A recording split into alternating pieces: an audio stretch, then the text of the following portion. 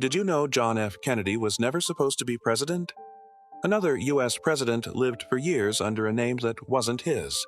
One nearly saw his future destroyed by rumors involving an abortion before his career even began. These aren't myths or conspiracy theories, they're real, documented moments from the youth of American presidents, and once you hear them, history doesn't look the same. Abraham Lincoln, the president who was feared as a fighter. Long before Abraham Lincoln became a lawyer, politician, or president, he was known on the Illinois frontier for something far more physical: wrestling. In the 1830s, frontier wrestling was not a sport with rules. It was rough, violent, and often ended in injury.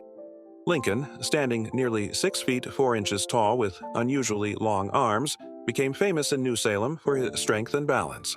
According to multiple contemporaries, Lincoln participated in more than 300 wrestling matches, losing only once.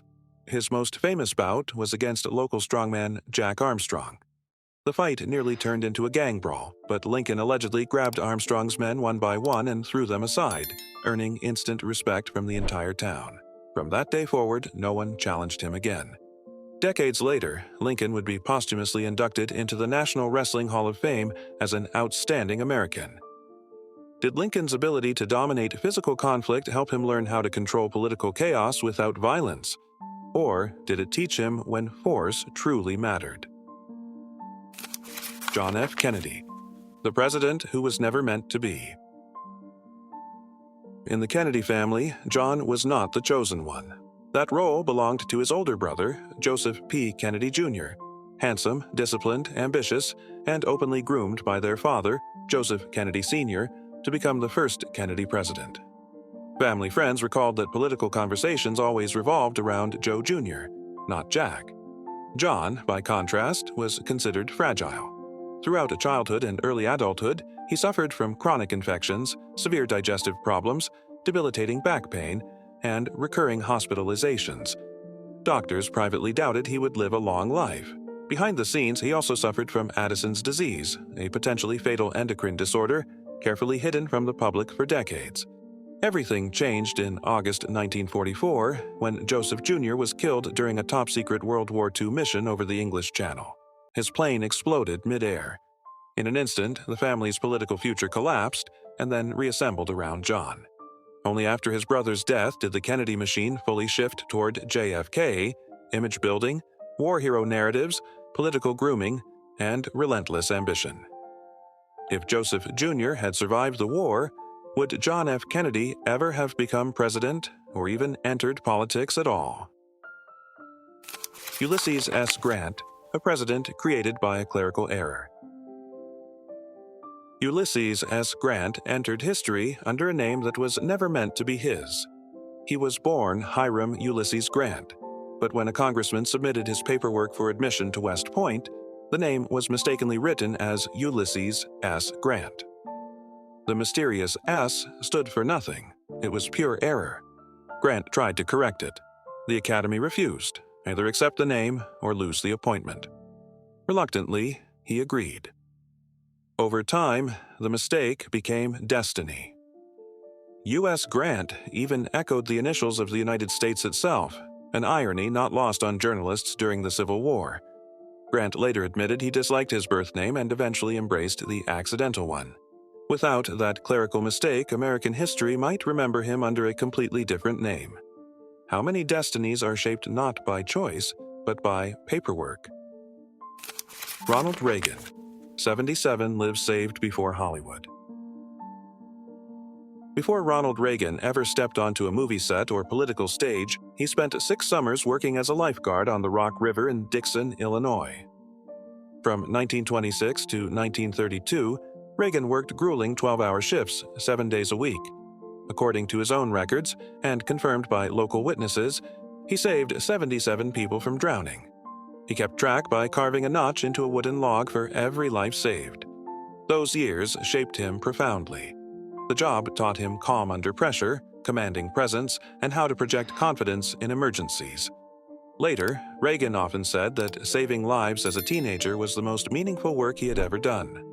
Long before the great communicator, Reagan learned how to make people listen, because sometimes their lives depended on it.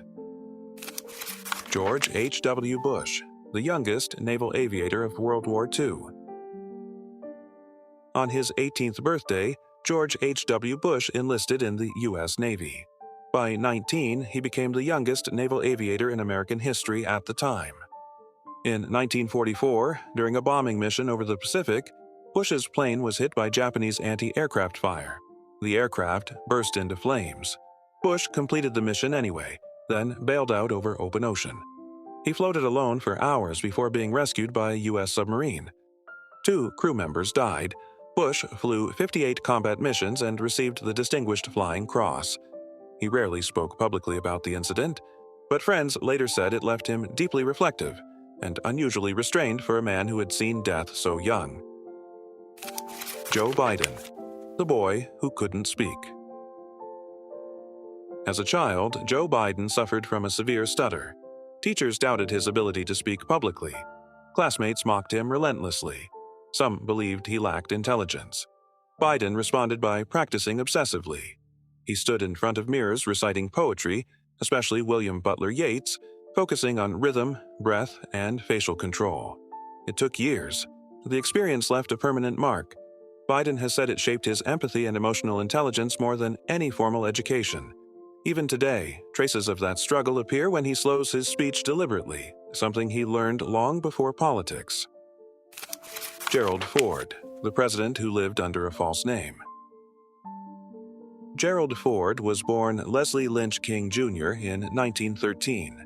His biological father, Leslie Lynch King Sr., was violent and abusive, and just weeks after the birth, Ford's mother fled with the infant to escape him.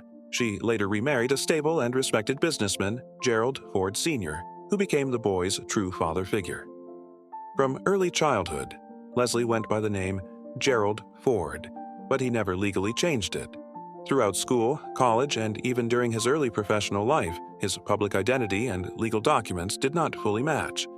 Only after graduating from Yale Law School did he officially become Gerald R. Ford Jr. Friends later recalled that Ford rarely spoke about his biological father and avoided discussing his name change. Biographers believe this quiet reinvention helped shape his lifelong traits: emotional restraint, personal modesty, and a deep desire for stability, qualities that would later define him as one of the least dramatic presidents in American history. Bill Clinton, the abortion rumor that never went away. During the 1990s, political opponents circulated claims that Bill Clinton, in his youth, had pressured a girlfriend to have an abortion. The story appeared in tabloids and opposition research dossiers. However, no credible biographer, legal document, or verified witness has ever substantiated the claim. Even aggressive investigations during his presidency failed to produce evidence. The story remains a rumor, but a revealing one. Long before the White House, Clinton's private life had already become a political battlefield, illustrating how personal narratives can be weaponized long before power is attained.